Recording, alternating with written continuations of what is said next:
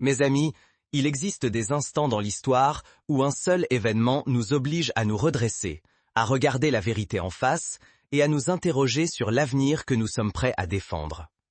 Pour les habitants du Burkina Faso et pour l'Afrique entière, ce moment vient de survenir. Une frappe militaire, lancée sans provocation par les États-Unis, a frappé le cœur du Burkina Faso. Ce n'était ni une méprise ni un accident. Il s'agissait d'un acte réfléchi, que beaucoup considèrent comme une tentative d'intimidation, de fragilisation et d'avertissement à toute nation africaine désireuse de suivre sa propre voie. Pourtant, au lieu de la peur, autre chose gagne du terrain. L'unité, la détermination et un profond désir de souveraineté. Nous ne sommes pas ici pour colporter des rumeurs, ni pour attiser une colère vide de sens. Nous sommes ici pour comprendre les faits, dévoiler leur importance et explorer comment cet instant pourrait redéfinir la place de l'Afrique et de leaders tels qu'Ibrahim Traoré sur la scène mondiale. S'agit-il de l'aube tant attendue du réveil africain ou bien d'une nouvelle page dans le livre de la domination étrangère? Si vous estimez que l'histoire de l'Afrique doit être écrite par les Africains eux-mêmes, accompagnez-moi jusqu'au bout de ce récit. Tout a commencé sans le moindre signe annonciateur. Au-dessus du Sahel, le grondement sourd des réacteurs s'est mu en vacarme assourdissant. Vers 5h42 du matin, heure locale, 2 munitions guidées avec précision ont frappé un poste isolé au nord de la province de Yatenga, au Burkina Faso. Les autorités ont ensuite confirmé 3 décès, 2 militaires et un civil, ainsi que 7 blessés et la destruction d'une tour de communication clé reliant les postes de sécurité locaux. Selon le ministère burkinabé de la Défense, la frappe provenait d'unités américaines Africom, déployées sur une base avancée au Niger à environ $380 000. Ce n'était nullement une opération défensive, ni une mission conjointe de sécurité. Les responsables insistent. Il s'agissait d'une action militaire unilatérale menée sans concertation préalable ni autorisation, en violation directe de la souveraineté du Burkina Faso, telle que définie par l'article 2 de la Charte des Nations Unies. Le président Ibrahim Traoré n'a pas mâché ses mots. S'adressant à la nation lors d'une allocution retransmise en direct, suivie par environ 8 400 000 Burkinabés, il a martelé. Cette attaque ne visait pas seulement notre terre, elle visait notre droit d'exister en tant que peuple libre et indépendant. En l'espace de quelques heures, les 12 000 soldats burkinabés en service actif ont été placés en état d'alerte maximale. La sécurité frontalière avec le Mali et le Niger a été renforcée par l'envoi de 1200 militaires supplémentaires. Les points stratégiques, dont la base aérienne de Ouagadougou et la garnison de Koudougou, ont élevé leur niveau de préparation à DEFCON 2. Mais il ne s'agissait pas que d'une riposte militaire, c'était un appel à la mobilisation nationale. À la tombée de la nuit, environ 35 000 citoyens se sont rassemblés sur la place de la Révolution de Ouagadougou. Les drapeaux flottaient, les tambours résonnaient, les voix s'éneraient en chant de résistance.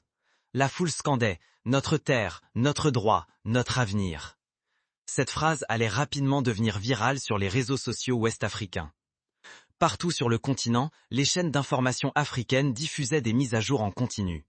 À Dakar, à Accra et à Nairobi, les débats s'animaient sur les ondes et à la télévision pour analyser la portée de l'attaque. Les analystes s'interrogeaient. S'agissait-il d'une démonstration de force délibérée, destinée à décourager les nations africaines de s'affranchir des partenariats sécuritaires occidentaux traditionnels, ou bien d'un faux pas stratégique qui pourrait accélérer l'élan d'unité panafricaine? À Washington, le département de la Défense qualifiait la frappe d'opération antiterroriste ciblée. Mais pour de nombreux dirigeants du continent, cela résonnait comme un énième rappel du passé. La répétition séculaire des ingérences extérieures imposant leur volonté sous couvert de partenariat ou de sécurité. À la fin de cette journée, la tentative d'intimidation s'était retournée contre ses auteurs. Aux yeux de millions de personnes, Ibrahim Traoré n'était plus seulement un chef d'État. Il devenait un symbole continental de résistance et de transition. Mais ce n'était que l'étincelle. Le véritable tournant s'est produit lorsque l'Afrique elle-même a commencé à réagir. Au matin suivant, les répercussions du bombardement sur le Burkina Faso avaient déjà franchi largement ses frontières. Dans les couloirs du siège de l'Union africaine à Addis-Abeba, une session extraordinaire fut convoquée, l'une des plus promptes de toute l'histoire de l'organisation. En moins de 18 heures après l'incident, les ministres des Affaires étrangères de 42 pays africains prenaient part à un sommet virtuel, déterminé à analyser la portée de l'événement. Un écho unanime résonna dans presque toutes les délégations. il ne s'agissait pas uniquement d'une crise pour le Burkina Faso, mais d'une crise pour tout le continent africain. Le président Ibrahim Traoré, intervenant par liaison vidéo sécurisée, apparut sur un écran monumental devant l'Assemblée. Chaque mot était pesé, sa voix posée mais ferme, révélant une intransigeance indéniable. Si la souveraineté d'un seul État africain peut être bafouée sans châtiment, alors aucun de nous n'est à l'abri. Le Burkina Faso ne fera pas froncelle, et je suis convaincu que vous non plus. À travers l'Afrique, les gouvernements se hâtaient de rédiger des communiqués. Le Mali, le Niger et la Guinée, tous dirigés par des juntes militaires récemment éloignées de l'influence occidentale, dénoncèrent avec la plus grande vigueur l'attaque. Le Sénégal et le Ghana, davantage alignés traditionnellement sur la politique américaine, interpellèrent Washington, exigeant une explication complète et le respect de l'intégrité des nations africaines.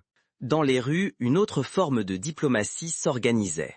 À Bamako, au Mali, près de 50 000 manifestants envahirent l'avenue de l'Indépendance, brandissant côte à côte les drapeaux burkinabais et maliens. À Conakry, en Guinée, une veillée aux chandelles eut lieu devant l'ambassade burkinabé, en hommage aux 3 victimes du raid.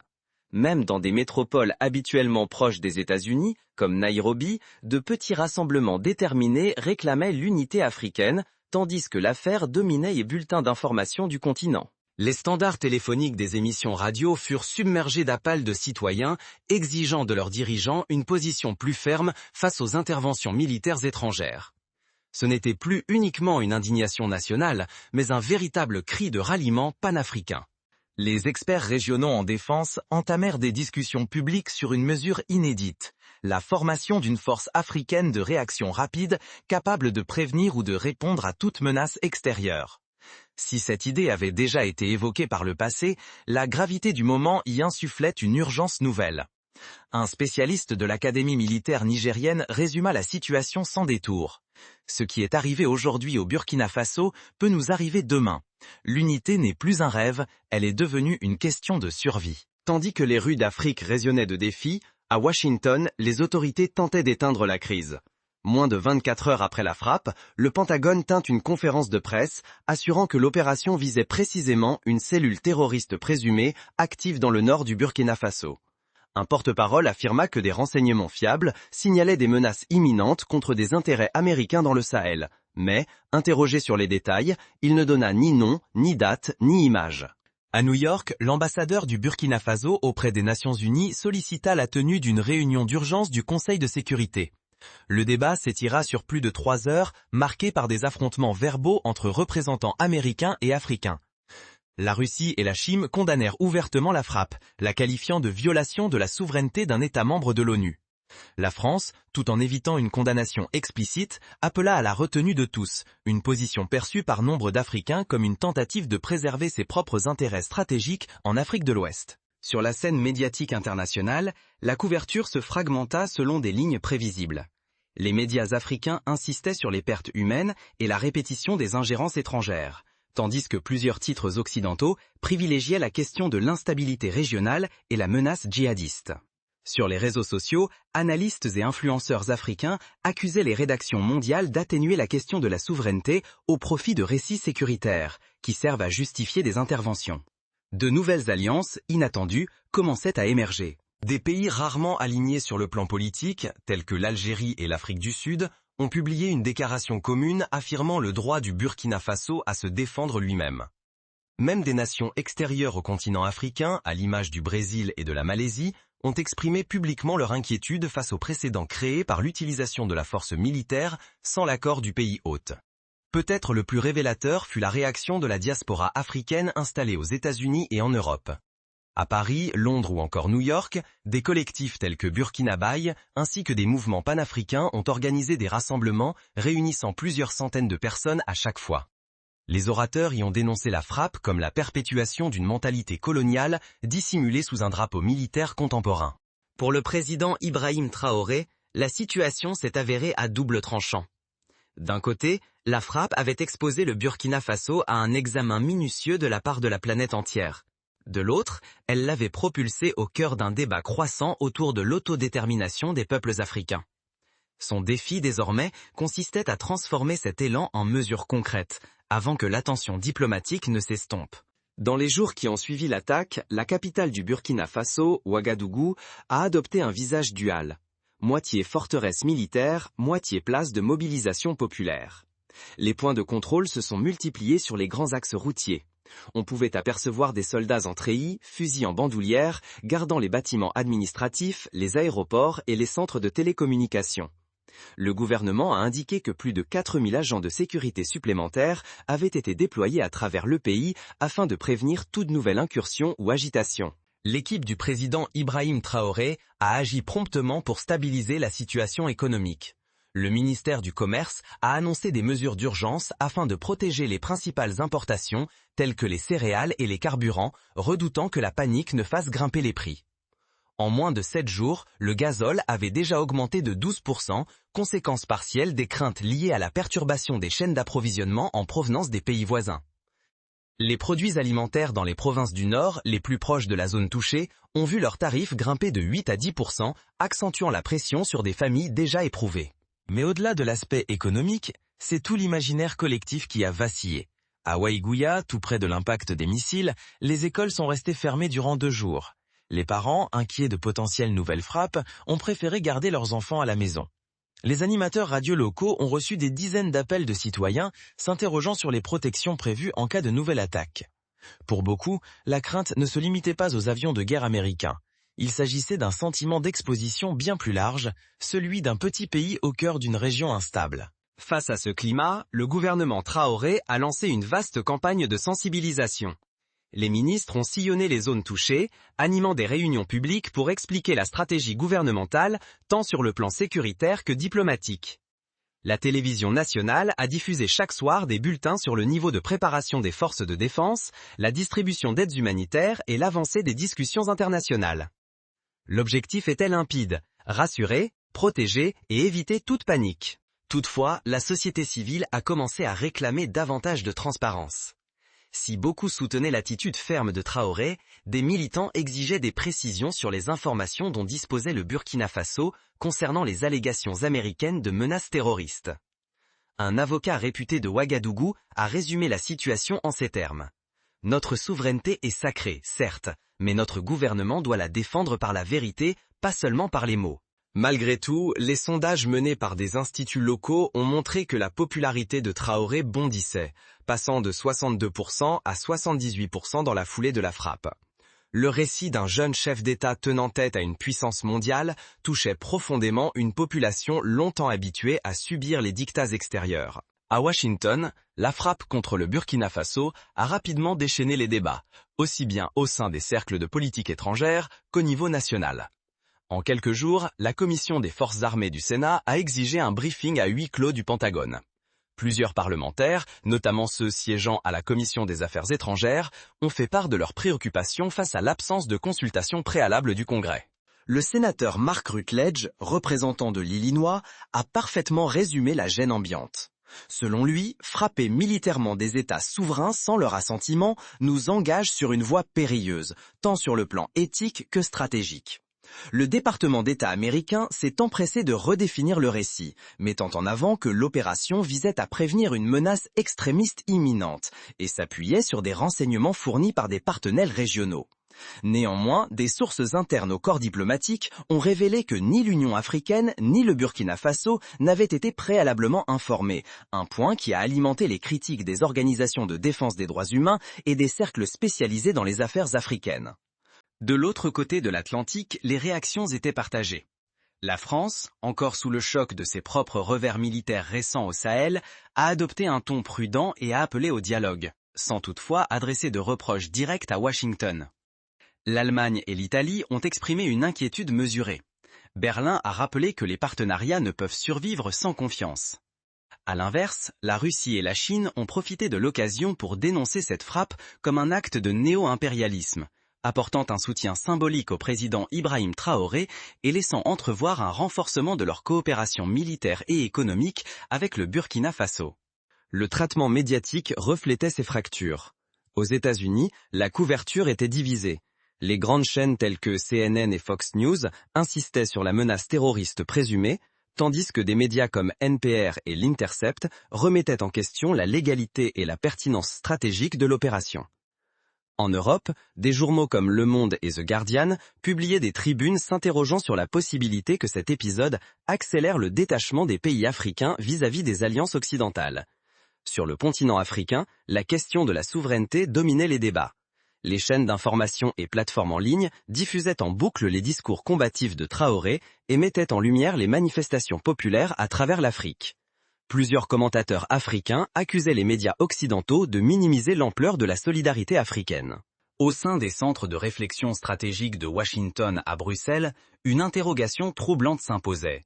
Les États-Unis auraient-ils commis une grave erreur d'appréciation, sous-estimant la portée symbolique et concrète du contre-coup provoqué par cette frappe?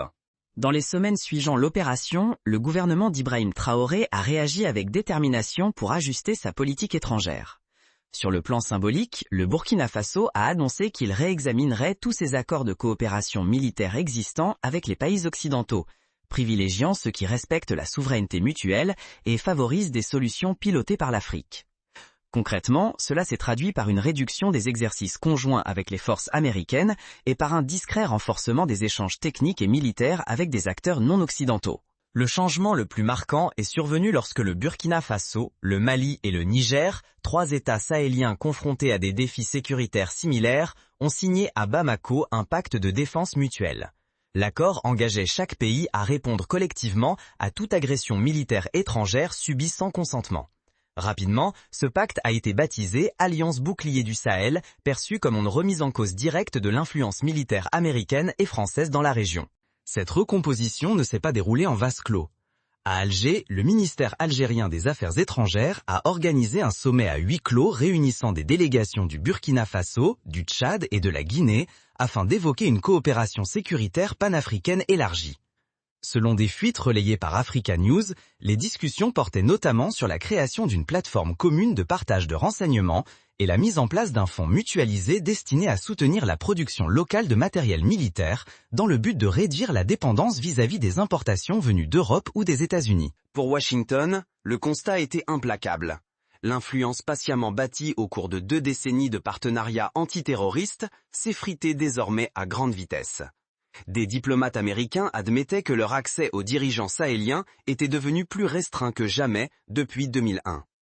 Le Pentagone avertissait que l'Alliance Bouclier du Sahel risquait de compliquer les opérations de renseignement contre les réseaux djihadistes.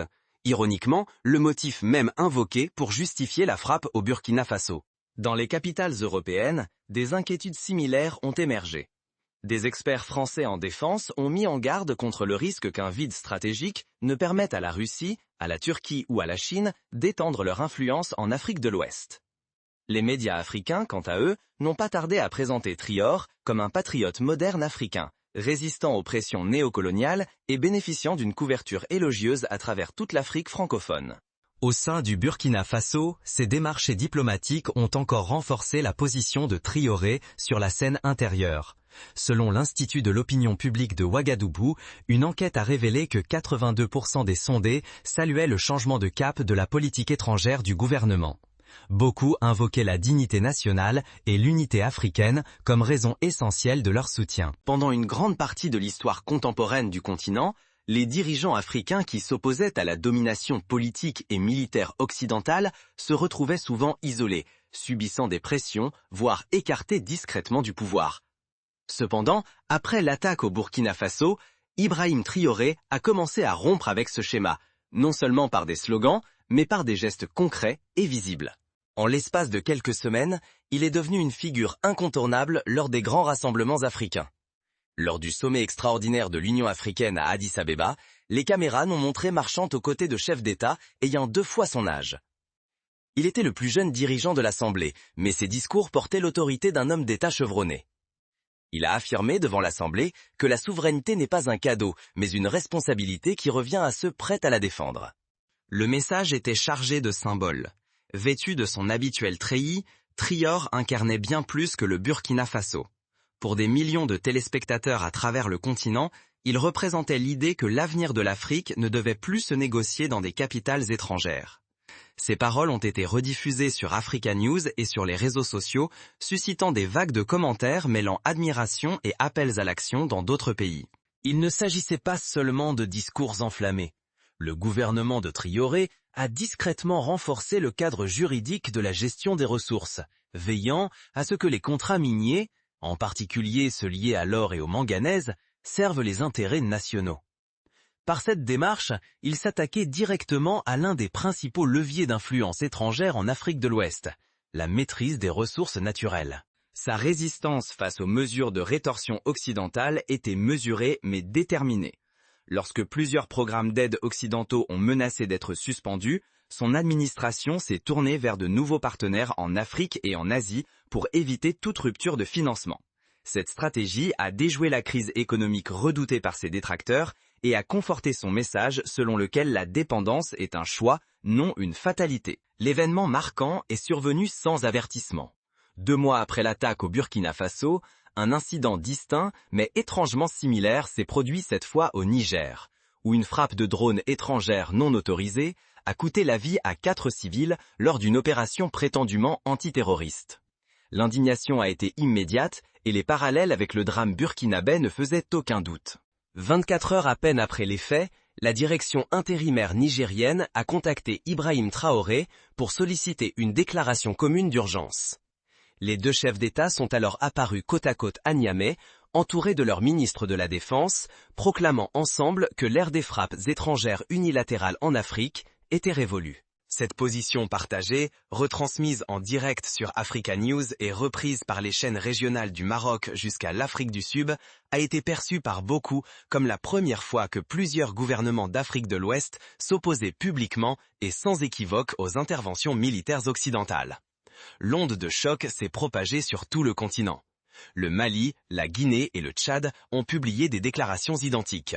À l'est du continent, la Tanzanie et l'Ouganda ont également exprimé leur soutien. Même dans les pays traditionnellement alliés aux puissances occidentales, les débats parlementaires ont commencé à interroger la pertinence du maintien de bases étrangères sans une surveillance accrue. Par-delà les différences ethniques et linguistiques, des communautés Mossi du Burkina Faso aux Touaregs du Mali, en passant par les Haoussa du Niger, le message était limpide. La sécurité et la dignité devaient être l'affaire des Africains eux-mêmes. Pour une multitude de personnes, la présence de Traoré aux côtés des dirigeants du Niger n'incarnait pas simplement une mise en scène politique. Elle traduisait en images concrètes un tournant longtemps évoqué mais rarement concrétisé. Sur le plan diplomatique, cette alliance inédite compliquait considérablement les stratégies occidentales dans la région du Sahel. Pour Traoré, il s'agissait de l'aboutissement de plusieurs semaines de décisions mûrement réfléchies, refusant toute escalade irréfléchie, préservant l'équilibre intérieur et forgeant une alliance qui rendait toute riposte à son encontre bien trop coûteuse politiquement. Au cœur de l'Afrique de l'Ouest, un dirigeant encore jeune s'est dressé face au poids du passé et, par ce geste, a infléchi le cours de l'histoire. Ibrahim Traoré n'avait jamais sollicité ce combat. Mais lorsque l'épreuve s'est présentée sur le seuil du Burkina Faso, il a préféré la résistance à la soumission, la solidarité à la crainte, et le coup, qui devait briser la nation, a finalement allumé une étincelle sur tout un continent. De Ouagadougou à Nairobi, de Dakar à Dar es Salaam, des voix se sont élevées d'un même souffle. La souveraineté de l'Afrique n'est pas à marchander. Elle revient à celles et ceux qui habitent ces terres, qui s'expriment dans ces langues et qui bâtissent ces rêves d'avenir. L'odyssée du Burkina Faso est loin d'être achevée. Les obstacles surgiront, les pressions s'intensifieront, mais l'esprit éveillé ici ne se laissera pas facilement étouffer. Comme l'a proclamé Traoré lui-même, nous ne sollicitons pas l'autorisation d'être libres, nous nous levons et nous saisissons notre liberté. Désormais, la question vous appartient, à vous qui observez, réfléchissez, à vous, citoyennes et citoyens. Serez-vous aux côtés de celles et ceux qui refusent de se courber ? Si vous estimez que la vérité compte davantage que les gros titres, partagez cette histoire. Si la dignité de l'Afrique vous importe, abonnez-vous et rejoignez les voix qui ne seront pas réduites au silence. Que Dieu bénisse l'Afrique, que Dieu veille sur le Burkina Faso.